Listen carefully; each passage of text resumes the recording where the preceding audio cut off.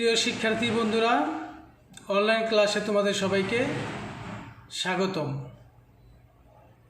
আশা করি তোমরা সবাই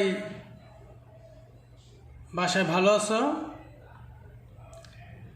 পবিত্র ঈদুল আজহার আনন্দ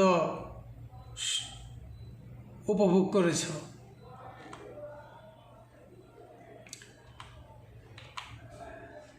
পবিত্র ঈদুল আজহা পরবর্তী তোমাদের পড়াশোনা চালিয়ে যেতে হবে। যেহেতু বিদ্যালয় বন্ধ, তাই আমাদের যথারীতি আয়োজন সিরাজনগর উচ্চ বিদ্যালয়ের পক্ষ থেকে এই অনলাইন ক্লাসের ব্যবস্থা। আমি প্রদীপ চন্দ্র ঘোষ, সহকারী শিক্ষক, সিরাজনগর উচ্চ বিদ্যালয়, সিরাজনগর কলাতিয়া, ঢাকা।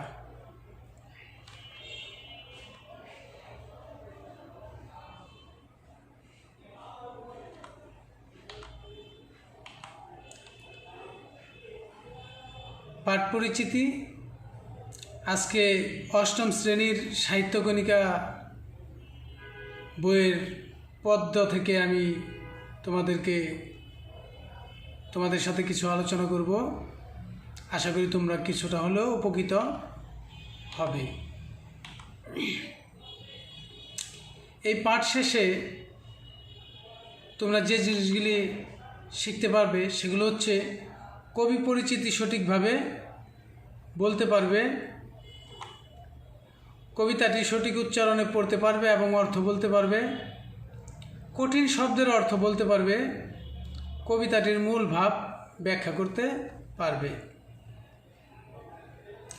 শিক্ষার্থী বন্ধুরা, নিচের ছবিগুলি লক্ষ্য করো। নিচের দুইটা ছবি আছে, তোমরা নিশ্চিতভাবেই বুঝতে পারছ সামনে একটা লোক হয়তো কোনো কিছু করতে যাচ্ছে বা ভালো কিছু করবে, পিছন থেকে কিছু লোক কানাঘুষা করছে। তার মানে সে লোকটা ভাবছে আমার কাজটা কি করা ঠিক হবে নাকি ঠিক হবে না।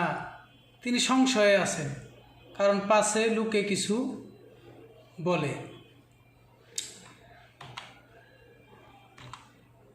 তাই আমাদের আজকের পাঠ পাছে লোকে কিছু বলে। প্রিয় শিক্ষার্থী, দেখো এখানে একটা সামনে এক ভদ্রমহিলা কিছু একটা করার পদক্ষেপ নিয়েছে, কিন্তু পেছনে লোকেরা তার সমালোচনা কানাঘুষায় ব্যস্ত।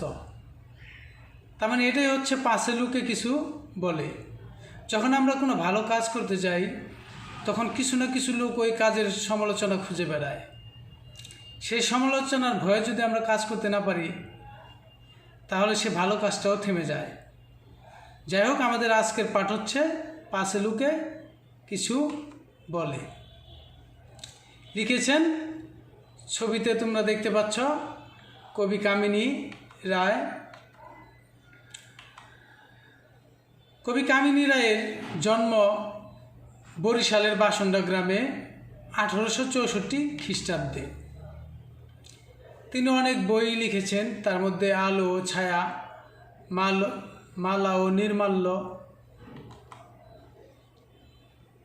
তিনি 1933 সালে মৃত্যুবরণ করেন।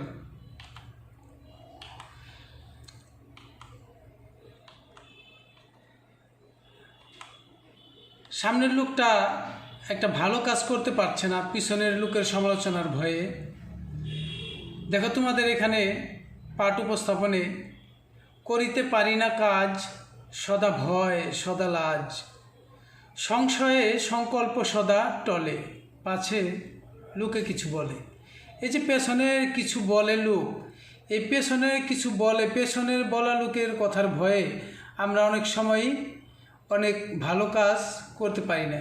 আমাদের মনে সবসময় সদা ভয়, কখনো লাজ। এই লাজ লজ্জার ভয়ে আমাদের মনের ইচ্ছা নষ্ট হয়ে যায়, সেটা এখানে দেখানো হয়েছে। এরপরে আমরা দেখো, একটা বাচ্চা আড়ালে রয়েছে। আড়ালে আড়ালে থাকি, নীরবে আপনা ঢাকি, সম্মুখে চরণ নাহি চলে, পাশে লোকে কিছু বলে। তার মানে সবসময় আড়ালে আড়ালে থাকি, নীরবে আপনারে লুকিয়ে রাখি। সামনে আমার চরণ নাহি চলে, মানে সামনের দিকে আমি যেতে পারছি না, কারণ কি পাশে লুকে কিছু বলে। এই যে আড়ালে আড়ালে আমরা আর থাকবো না, আমরা সম্মুখে চলা শিখব, পেছনের বলা লোকের কথায় আমরা আর থেমে থাকবো না। যার জন্য এই কবি কামিনী রায় আমাদের জন্য এই কবিতাটি লিখেছেন।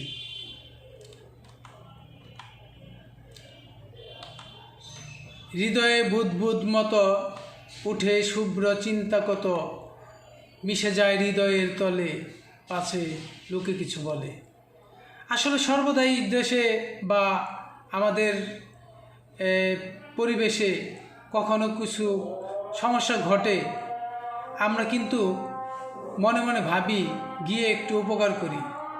ধরা যাক বর্তমানে বন্যা চলতেছে, বন্যা পরবর্তীতে অনেক সময়ই পানিবাহিত বিভিন্ন রোগ, বিভিন্ন সমস্যা গ্রামে দেখা দেয়। অনেক সময় দেখা গেছে ক্ষুদ্র একটা স্যালাইনের জন্য অনেকের শরীর অসুস্থ হয়ে পড়ে। আমাদের মনে অনেক সময় ইচ্ছা জাগে যে আমি আমার এই জমানো কিছু সঞ্চয়ের টাকা থেকে কিছু উপকার করি। ঠিক তখনই আমাদের মনে ওই পাশে লোকে কিছু বলে সেই চিন্তা আসে, অথবা সংশয় আসে, লজ্জা আসে, ভয় আসে। আমাদের এগুলো ত্যাগ করে মানব সেবায় বা মানুষের কাজে বিপদে এগিয়ে যেতে হবে। যার জন্যই কামিনী রায় বলেছেন, হৃদয়ে বুদ্বুদ মতো উঠে শুভ্র চিন্তা কত, মানে হৃদয়ে ভালো ভালো চিন্তাগুলো ও ভেসে ওঠে, আবার মিশে যায় হৃদয়ের তলে, কারণ কি পাশে লুকে কিছু বলে।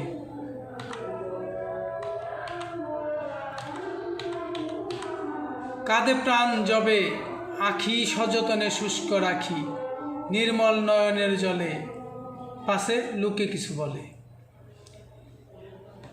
তোমরা কথা শুনেই বুঝতে পারছ যে কখনো মন প্রাণ কাঁদে, কিন্তু আখি সযতনে শুষ্ক রাখি, কারণ কি মানুষকে বুঝতে দিতে চাই না যদি পাশে কিছু বলে। আমাদের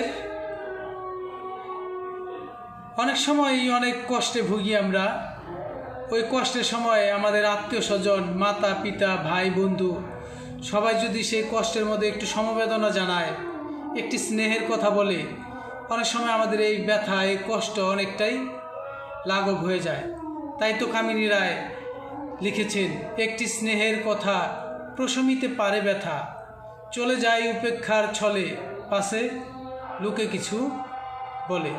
শিক্ষার্থী বন্ধুরা, এখান থেকে আমাদের শিক্ষা নিতে হবে যে আমাদের আশেপাশে কেউ যদি কষ্টে থাকে, আমরা অন্তত মুখের কথায় হলেও যেন তাদের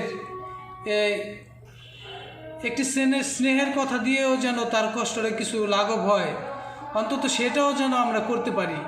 আমরা যেন পেছনের লোকের কথার ভয়ে এই কাজ যেন আমাদের থেমে না থাকে।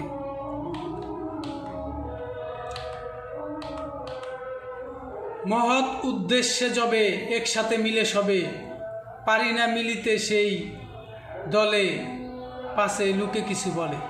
মহৎ উদ্দেশ্যে যবে একসাথে মিলে সবে, কোনো মহৎ উদ্দেশ্য যখন আসে একসাথে সবাই মিলে সবে, পারি না মিলিতে সেই দলে, সেই দলে মিলতে পারি না, মনে মনে লজ্জা, মনে মনে ভয়, মনে মনে সংশয়, পেছনে আবার কেউ কিছু বলে, থাক এভাবেই থাক, আমরা এভাবে থাকবো না। আমরা মহৎ উদ্দেশ্য নিয়ে সবাই এক দলে মিশে কাজ করব।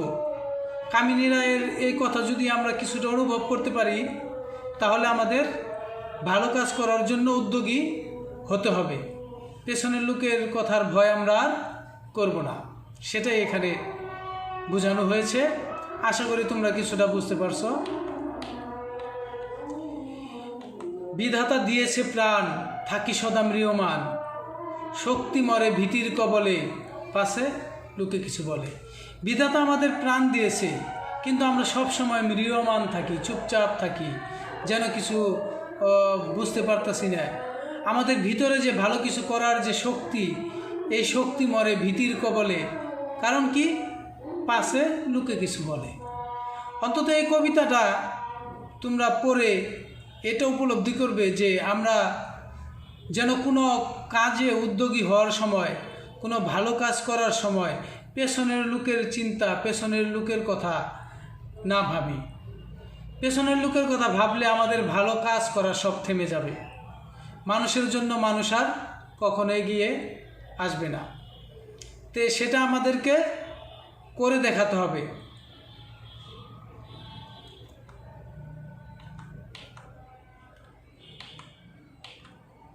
শব্দার্থ এই কবিতায় দেখো, ম্রিয়মান অর্থ কি তোমরা দেখতে পাচ্ছ? কাতর বা বিষাদগ্রস্ত।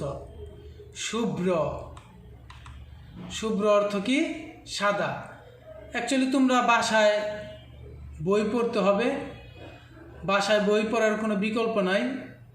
আমরা আসলে তোমাদের পড়ার ঘাটতি কিছুটা কভার করার চেষ্টা করছি, যাতে তোমরা অন্তত বইয়ের সঙ্গে থাকো।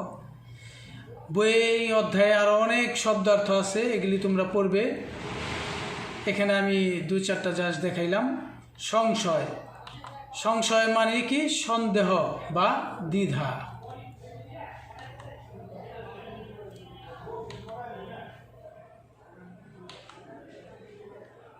একক কাজ, দেখতে পাচ্ছ একটা শিক্ষার্থী তার চেয়ারে বসে টেবিলে কি সুন্দর পড়ালেখা করছে। আশা রাখি তোমরাও বাসায় এভাবে পড়বে। পাশে লোকে কিছু বলে কবিতার বিষয়বস্তুর উপর ভিত্তি করে তোমার কিংবা তোমার পরিচিত জনের সমস্যা নিয়ে গল্প লিখো। এটা তোমরা বাসায় লিখবে। ক্লাসে থাকলে হয়তো তোমাদের আমি লিখতে দিতাম, কিন্তু এখন যেহেতু অনলাইনের ক্লাস, তোমরা আশা করি এই ক্লাসটা দেখার সময় বাসায় এটা পুশ করে লিখবে, আবার দেখবে ক্লাস।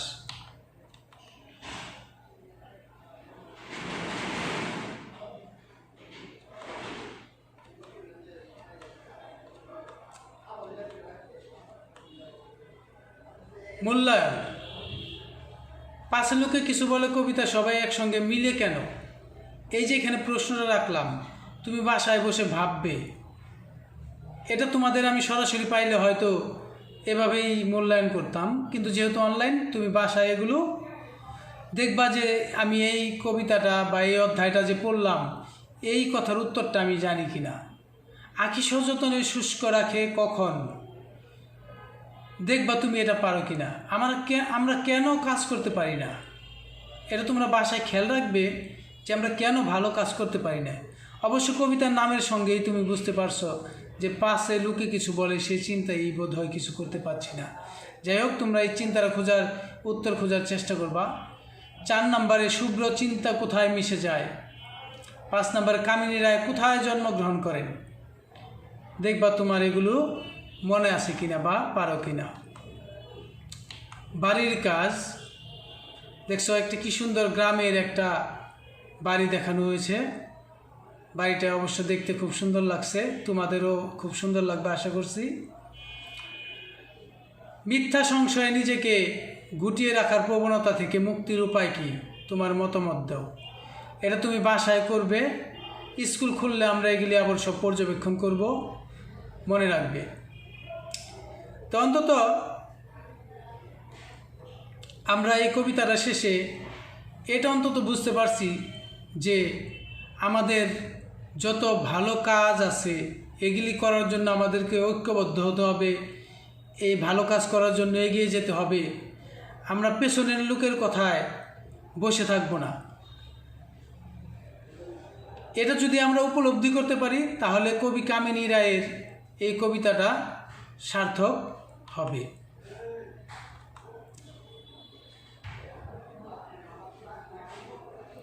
তো যাই হোক, যদি এই কবিতা বা এই পাঠ শেষে তোমরা কিছুটাও শিখতে পারো, তোমাদের মনে এতটুকু অনুভূতি যদি আসে যে হ্যাঁ, আজ থেকে আমরা আর পাশে লোকে কিছু বলে বা পেছনে লোকের কথায় বসে থাকবো না, কোনো কাজ করা আর থেমে থাকবে না, আমরা যত ভালো কাজ আছে এগুলো করার চেষ্টা করব, তাহলে আমার এই পাঠ আজকে সার্থক হবে। তোমাদের সকলকে আবার ধন্যবাদ জানাচ্ছি। তোমরা সকলে বাসায় থাকবে, স্বাস্থ্যবিধি মেনে চলবে এবং সবার প্রতি সহানুভূতিশীল আচরণ করবে। আশা রাখছি তোমরা সবাই ভালো থাকবে, সৃষ্টিকর্তার অশেষ কৃপায় তোমাদের শরীর সুস্থ থাকুক, মন সুস্থ থাকুক, এই আশাবাদ ব্যক্ত রেখে তোমাদের সবাইকে ধন্যবাদ জানিয়ে আজকের মতো এখানেই শেষ করলাম। সবাইকে ধন্যবাদ।